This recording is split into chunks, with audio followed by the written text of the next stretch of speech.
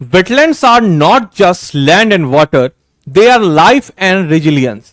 जिसका मतलब हुआ कि जो हमारी आर्द्र भूमि है वह सिर्फ और सिर्फ पानी और एक जमीन नहीं है, वो हमारी जिंदगी है और हमारे पृथ्वी पे जो नुकसान हो रहे हैं उसकी भरपाई का एक दवाई है। नमस्कार दोस्तों, आप सभी लोगों का स्वागत है आप सबके अपने चैनल बीपीएस स्टडी आईक्यू पे। मेरा नाम है आदित्य वैभव और आज के इस वीडियो में हम लोग चर्चा करने वाले हैं हमारे बिहार में शामिल हुए दो नए रामसर साइट्स के बारे में, जो कि बिहार में अब कुल मिलाकर के 5 रामसर साइट हो गए। भारत में 93 और दुनिया में कितने रामसर साइट्स हैं, तो आज के इस वीडियो में हम लोग पूरा का पूरा डिटेल से इस करंट अफेयर्स की न्यूज को कवर अप करेंगे। इस वीडियो को आप सब लोग अंत तक जरूर देखिएगा, क्योंकि यहां से आने वाले वक्त में आपके चाहे प्रीलिम्स हो या फिर 71वीं का मेंस हो, आपके समक्ष क्वेश्चन आने की संभावनाएं बिल्कुल ज्यादा है। तो चलिए दोस्त, करते हैं हम लोग हमारे इस सेशन की शुरुआत। सबसे पहले अगर हम लोग बात करते हैं कि बिहार को दो नए रामसर स्थल या रामसर साइट्स मिले। बिहार जो कि अपनी जैव विविधता और आर्द्र भूमि संरक्षण में एक और उपलब्धि हासिल कर रहा है, जहां पे हम बात करते हैं बायोडायवर्सिटी की, जहां पे हम बात करते हैं वेटलैंड की।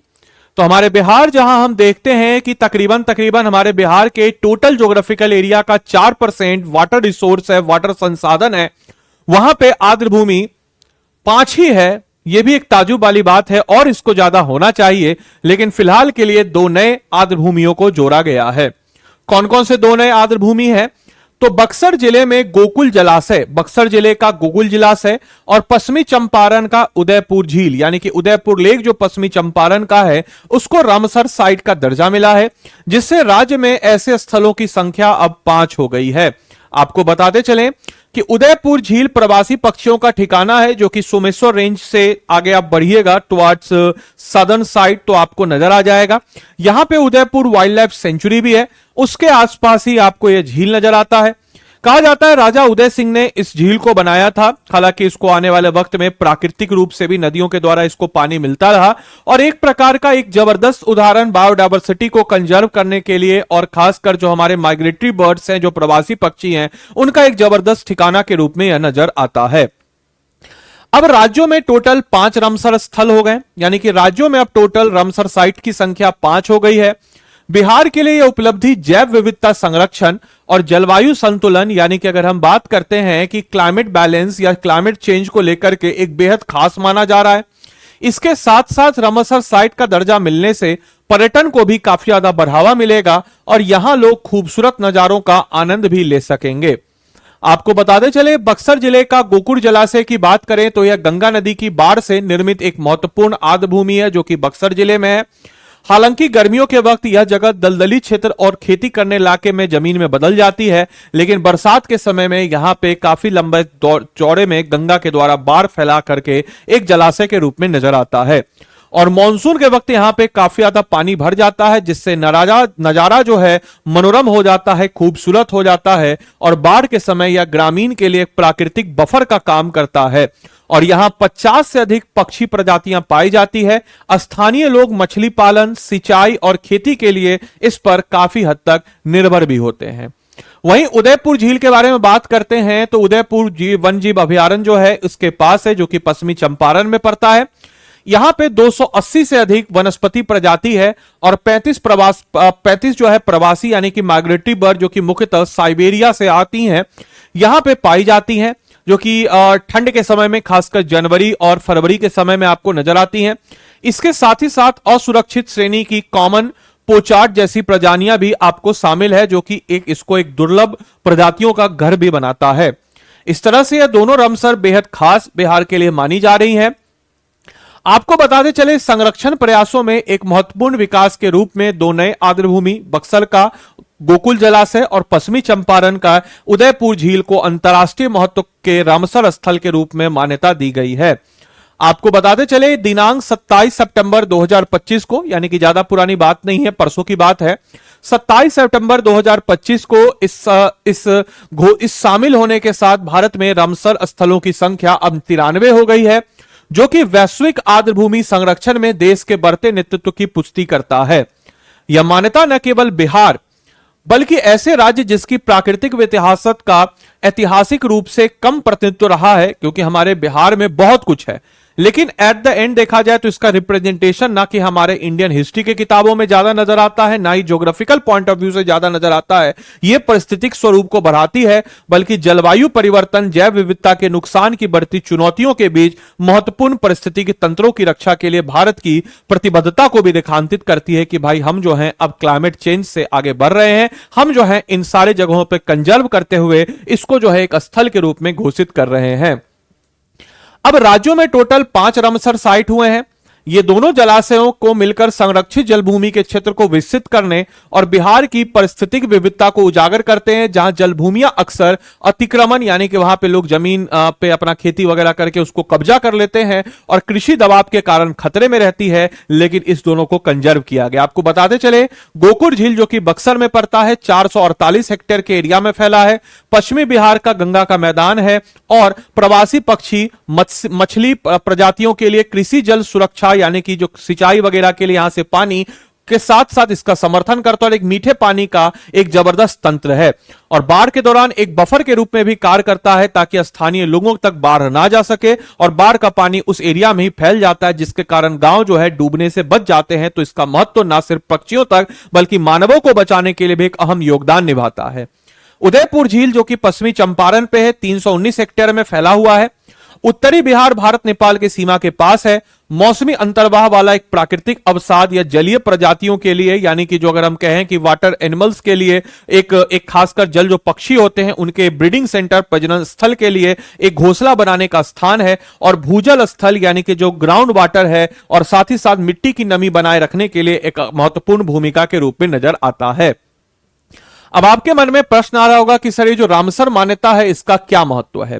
तो सबसे पहले इसको संरक्षण में सहायता मिलती है किसी भी पार्टिकुलर एरिया पे, उस एरिया को कंजर्व करने के लिए यह बहुत ज्यादा इंपॉर्टेंट है। जल भूमियों का वैश्विक निगरानी ढांचे के अंतर्गत लाता है, यानी कि वर्ल्ड लेवल पर जो जल भूमि है, जो आर्द्र भूमि है, जो वेटलैंड है, उसको कंजर्व करने के साथ साथ विश्व के पटल पे लाता है, उसके ऊपर विशेष ध्यान होता है। इसके अलावा सतत उपयोग यानी कि सस्टेनेबल डेवलपमेंट के लिए काफी ज्यादा महत्वपूर्ण है, वित्तीय सहायता के लिए भी इंपॉर्टेंट है क्योंकि टूरिज्म डेवलप होगा और इसको हम बचाएंगे तो सस्टेनेबल तरीके से सतत विकास के तरीके से आगे बढ़ेगा, आने वाले भविष्य की पीढ़ियां भी इसको देख पाएंगी। इसके अलावा जैव विविधता यानी कि बायोडायवर्सिटी का कंजर्वेशन सेंटर भी है, जो अन्य प्रजातियां आती हैं उन प्रजातियों को बचाने के लिए भी रिलेवेंट है। जल भूमि प्रवासी पक्षियों के लिए एक महत्वपूर्ण आवास भी होता है, जो महाद्वीपीय यात्रा के दौरान जो पक्षी लंबी दूरी यात्रा करके आते हैं उनके विश्राम और प्रजनन स्थल के रूप में भी जाना जाता है। रामसर महत्व और भी है कि जल भूमियां प्रवासी पक्षियों के लिए एक महत्वपूर्ण आवास है, जो महाद्वीपीय यात्रा के दौरान विश्राम और प्रजनन स्थल के रूप में काम करते हैं। इसके अलावा यहां पे एक इकोसिस्टम भी डेवलप होता है, बाढ़ नियंत्रण में भी काफी ज्यादा एज ए बफर के रूप में काम करते। जैसे नदी है, बाढ़ आया तो यहां पे पानी फैल गया, यहां पे कोई गांव है तो वो बच जाएगा। भूजल यानी कि ग्राउंड वाटर को भी बेहतर करने के रूप में, और इसको कहा जाता है फेफड़ा यानी कि पृथ्वी के जल का फेफड़ा कहा जाता है। तो ये वेटलैंड जो है जल को भी शुद्ध करने में काम करते हैं, कार्बन कंट्रोल में भी काम करते हैं, जलवायु नियंत्रण क्लाइमेट चेंज में भी, क्लाइमेट के ऊपर जो कंट्रोल है क्लाइमेट चेंज को कंट्रोल करना, उसमें भी एक अहम भूमिका के रूप में नजर आते हैं। मछली पालन से लेकर के खेती के लिए और साथ ही साथ टूरिज्म के लिए भी काफी महत्वपूर्ण है और सतत आजीविकाओं का भी एक स्रोत है। साथ ही साथ एक कम्युनिटी की भागीदारी के रूप में भी बेहतर नजर आता है, जहां पे प्रकृति और इंसान मिलकर के एक कम्युनिटी रिजर्व के रूप में करता है। आपको कमेंट बॉक्स में लिख के बताना है बिहार का पहला कम्युनिटी रिजर्व कौन सा है, कमेंट बॉक्स में लिख के बताएं। भागीदारी प्रबंधन को प्रोत्साहित करता है और संरक्षण को स्थानीय अर्थव्यवस्थाओं से जोड़ता है ताकि आसपास में टूरिज्म के अलावा भी और भी अन्य सारी चीजों को डेवलप किया जा सके। अब आपके मन में प्रश्न आएगा कि क्या इसका कोई संवैधानिक या कोई लॉ है? बिल्कुल, इसका एक संवैधानिक प्रावधान भी है, अनुच्छेद नंबर 48A, जो कि हमारे DPSP directive principle of state policy में है। हालांकि ये नॉन जस्टिएबल है बट स्टिल पर्यावरण संरक्षण के लिए 48A में दिया गया है, जिससे पर्यावरण को बचाना है। साथ ही साथ हमारा फंडामेंटल ड्यूटीज या मौलिक कर्तव्य के मौलिक कर्तव्य 51A/G में प्राकृतिक संसाधनों की रक्षा करना, निगरानी का एक मौलिक कर्तव्य बताया गया है नागरिकों का। कानूनी उपकरण की बात अगर हम करते हैं तो जल भूमि संरक्षण और प्रबंधन नियम 2017, इन सारे पॉइंट्स को अपने मेंस पॉइंट ऑफ व्यू से लिखिएगा। पर्यावरण संरक्षण अधिनियम 1986, ये सब कुछ संवैधानिक प्रावधान है जिसके तहत हम वेटलैंड्स को सेव करते हैं। इसके अलावा भारत में जल भूमि स्वास्थ्य के सामने कुछ चुनौतियां भी, उन चुनौतियों को भी देखिएगा। बढ़ती मान्यता के बावजूद भी भारत में जल भूमियां, खासकर अगर हम बात करते हैं वेटलैंड्स पे, कई सारे खतरों का समाधान है, जैसे कि अतिक्रमण और शहरों का विकास से उस पे जमीन उमीन लगा करके घर वर बना लिया जाता है, प्रदूषण, इसके अलावा जल का काफी ज्यादा इस्तेमाल करना, जलवायु परिवर्तन और कमजोर स्थानीय परिवर्तन भी इसके पीछे के कारण है। अतिक्रमण से क्या होगा, जल भूमि क्षेत्र और जैव विविधता को हानि पहुंचती है। प्रदूषण से अगर हम लोग बात करते हैं, यूट्रिफिकेशन, जल गुणवत्ता में निगरानी, यूट्रिफिकेशन होता है कि जब अगर मान के चले पानी में कुछ जो ऑर्गेनिक कंपोनेंट ज्यादा होने के कारण वहां पे बहुत सारा एल्गी ब्लूम हो जाता है, जिस कारण से जो इसमें जीव है उन तक ऑक्सीजन नहीं पहुंच पाता है, तो वहां के जीव मरने लगते हैं। जलवायु चक्र में व्यवधान हो जाता है। इसके अलावा वर्षा में बदलाव, जलवायु परिवर्तन और जल भूमियों का सूखना होता है जलवायु परिवर्तन के कारण, और कमजोर स्थानीय यानी कि निगरानी और नीति कार्बन में कमी आने के कारण भी हमें समस्या या जलवायु को समस्याओं का समाधान करना पड़ता है।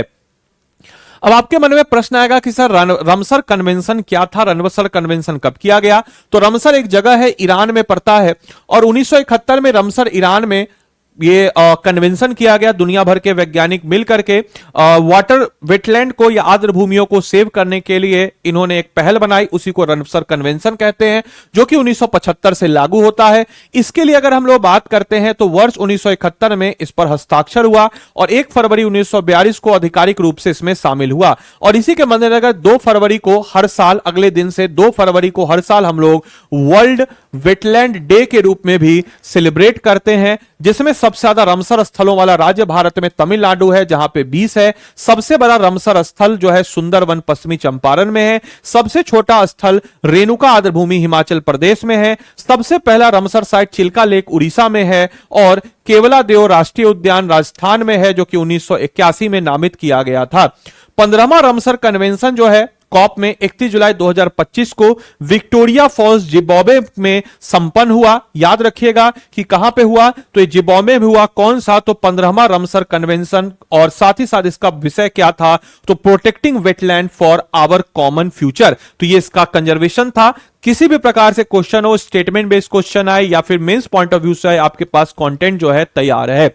इसके अलावा बिहार में टोटल 5 रमसर साइट हैं, भारत में 93 हैं, और दुनिया में कितने हैं, तो 28 दिसंबर 2025 तक जब मैं इस वीडियो को बना रहा हूं तो दुनिया भर में 2544 रमसर स्थल चिन्हित हैं। इन स्थलों को रमसर कन्वेंशन के अंतर्गत अंतरराष्ट्रीय महत्व की एक आर्द्र भूमि के रूप में मान्यता प्रदान की गई है। और वैश्विक रमसर नेटवर्क के बारे में कुछ मुख्य तथ्य आपको बताते चले।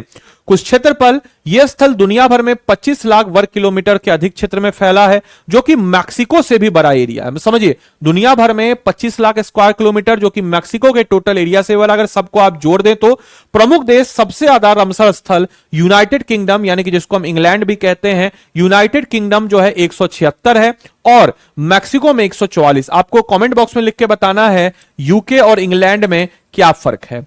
सबसे ज्यादा यूनाइटेड किंगडम में 176, मैक्सिको में 144। पहला रमसर स्थल ऑस्ट्रेलिया का कोबक प्रायद्वीप था, जिसे 1974 में चिन्हित किया गया। सबसे बड़ा क्षेत्रफल संरक्षित आर्द्र भूमि में सबसे बड़े क्षेत्रफल देशों में बोलीविया है, कनाडा है, चाड है, कॉन्गो है, Congo democratic Republic of Congo है, ये शामिल है। तो मुझे उम्मीद है कि आप लोग को मैंने जितनी इंफॉर्मेशन दी है आपके लिए पर्याप्त होंगे। आपके लिए आज का क्वेश्चन है, बिहार नाम विहार से लिया गया, निम्नलिखित में से विहार का सही अर्थ क्या है? कमेंट बॉक्स में लिख के बताएं। इस क्लास की पीडीएफ और मेरे द्वारा प्रोवाइड किए गए जितने भी स्टडी मटेरियल्स है वो सब के सब आपको इस टेलीग्राम ग्रुप पे नजर आएंगे। You have to just scan this Telegram group. आपको इस टेलीग्राम ग्रुप को स्कैन कर लेना है, जुड़ जाना है। इसके अलावा आप में से कोई भी जन अगर हमारे 72वीं बीपीएससी की तैयारी कर रहे हो तो आप सबके समक्ष आपको बताते चलें कि स्टडी आईक्यू के 20 मिलियन सब्सक्राइबर पूरे होने के उपलक्ष्य में जो कोर्सेज हमारे 12,000 के थे गोल्ड का कोर्स, वो आपको अभी मिल रहा है केवल और केवल 30 सितंबर तक 8,999 में। अगर आपको मेरे साथ पढ़ना है, मेरे मेंटरशिप पे अपनी तैयारी को मजबूती प्रदान करना है तो आदि लाइव कोड का इस्तेमाल करके आप इस कोर्स में एनरोल कर सकते हैं।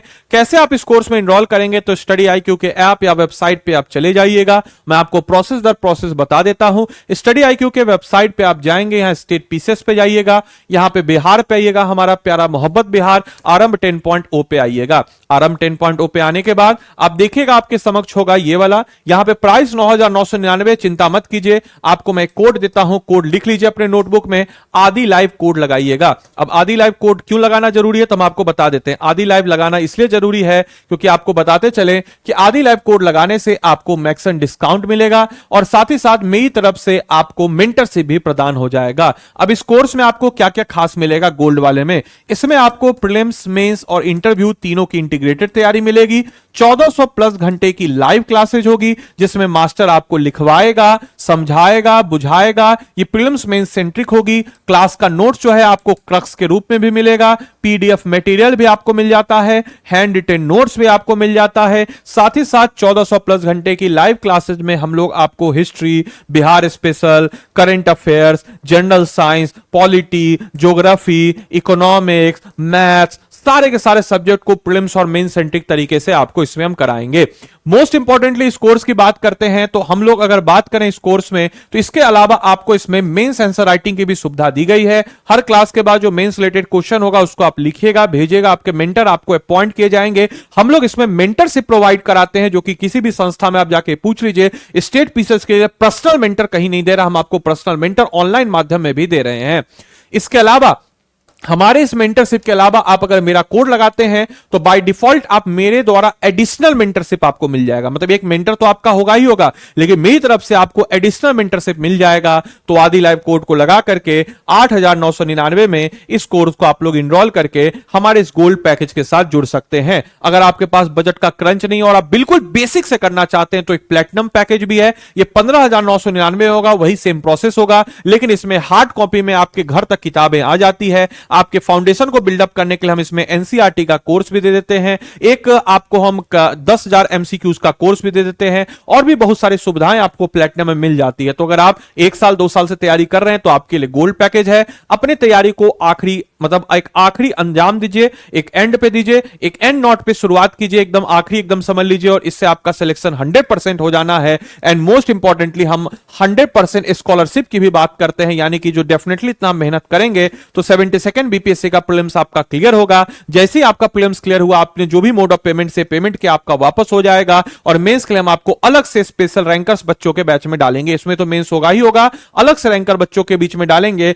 और इंटरव्यू के लिए हम अपने offline centre study IQ Patna में आपको तैयार करेंगे। तो देरी किस बात की, जल्द से जल्द जाइए, आदि लाइव कोड को लगा करके इस कोर्स में इनरोल कीजिए और अपनी तैयारी को मजबूती प्रदान कीजिए। तो मिलते हैं अगले सेशन में, तब तक के लिए सारे बच्चों को bye bye, take care, thank you and thanks for watching this session.